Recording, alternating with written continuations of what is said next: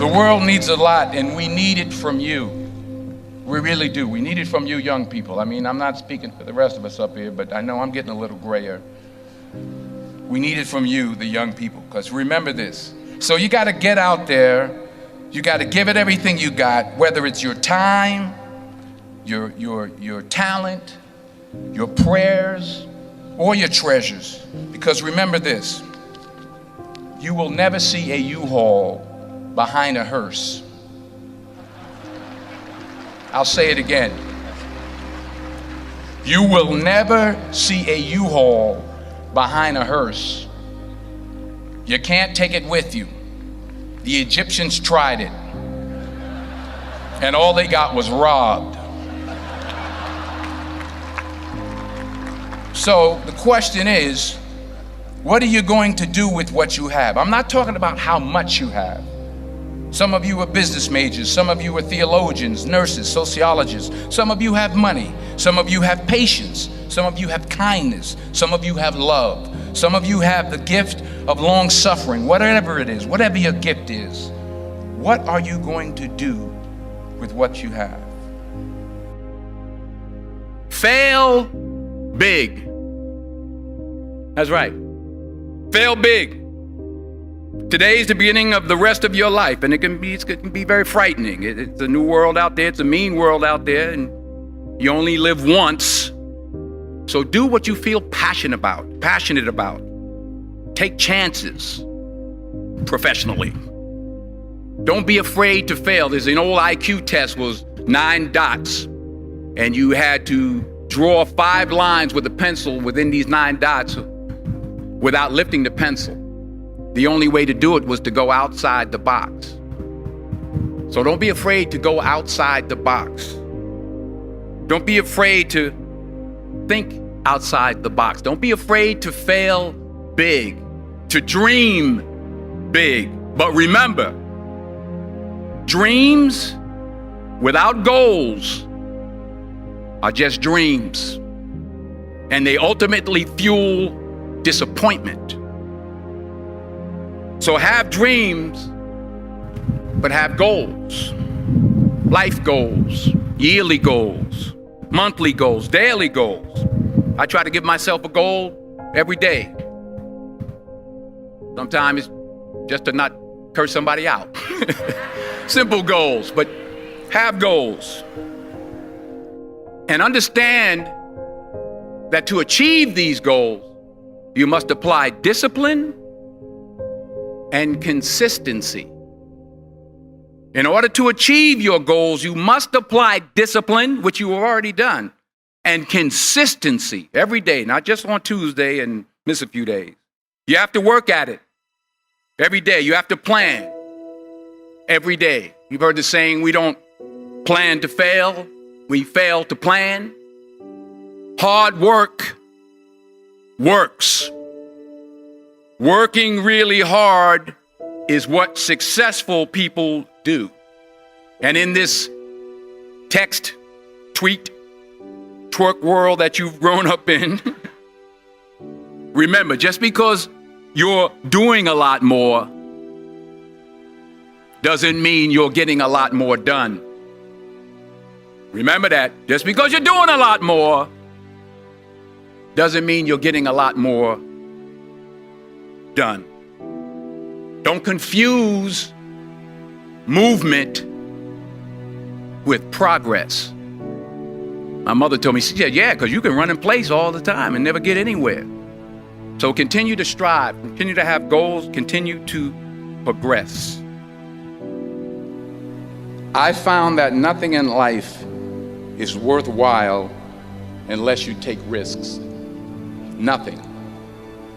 Nelson Mandela said, there is no passion to be found playing small and settling for a life that's less than the one you're capable of living.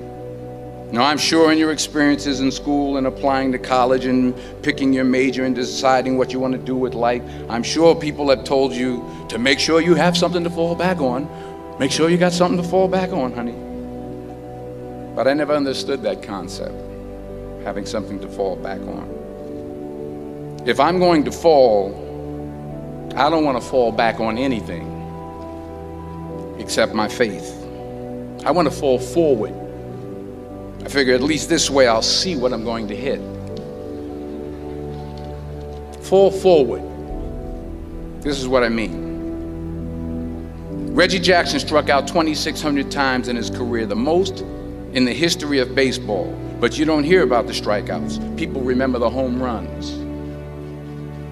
Fall forward.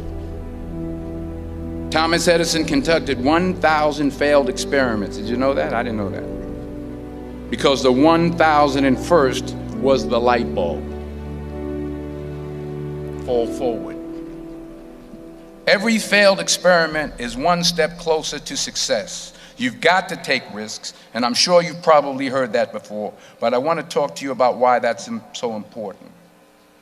I got 3 reasons, and then you can pick up your iPhones. First, you will fail at some point in your life. Accept it. You will lose. You will embarrass yourself. You will suck at something. There's no doubt about it. And I know that's probably not a traditional message for a graduation ceremony, but hey, I'm telling you, embrace it, because it's inevitable. And I should know. In the acting business, you fail all the time. Early on in my career, I auditioned for a part in a Broadway musical. Perfect role for me, I thought, except for the fact that I can't sing. I didn't get the job. But here's the thing. I didn't quit. I didn't fall back. I walked out of there to prepare for the next audition, and the next audition, and the next audition. I prayed. I prayed, and I prayed. But I continued to fail, and fail, and fail. But it didn't matter, because you know what? There's an old saying, you hang around the barbershop long enough, sooner or later you're going to get a haircut. So you will catch a break, and I did catch a break. Last year, I did a play called Fences on Broadway. Someone talked about it. Won the Tony Award. And I didn't have to sing, by the way. But here's the kicker.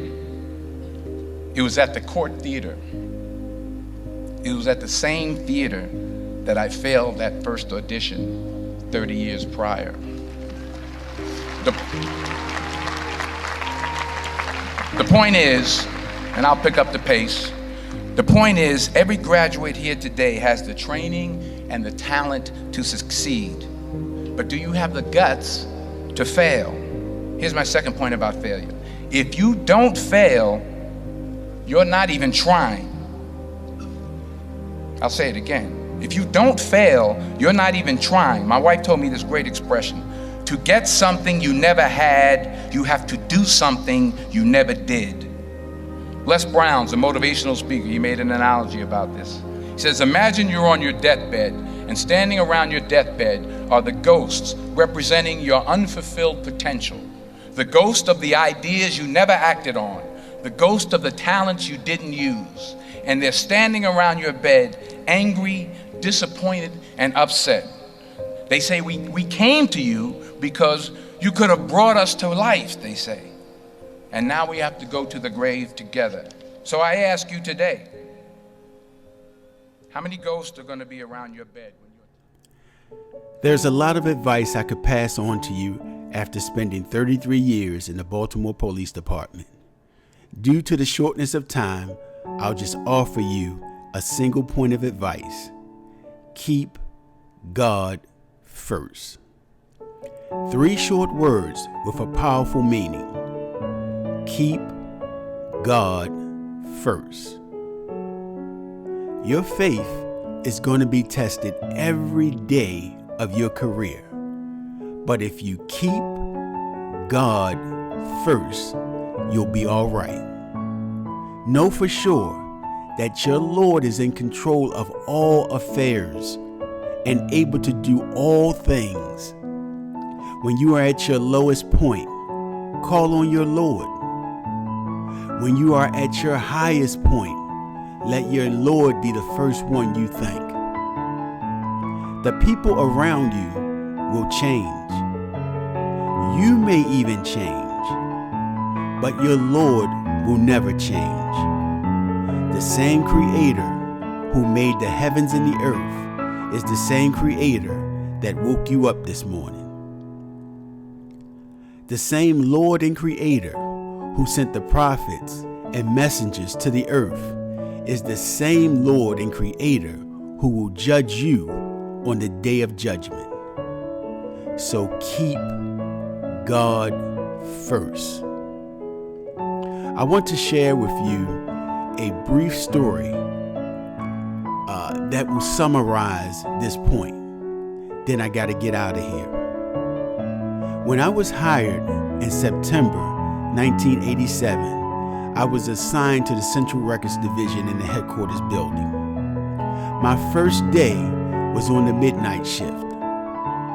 I was so happy to wear that BPD uniform that I got up at about 8 p.m., got dressed, and sat on my steps in full uniform until it was time to go to work.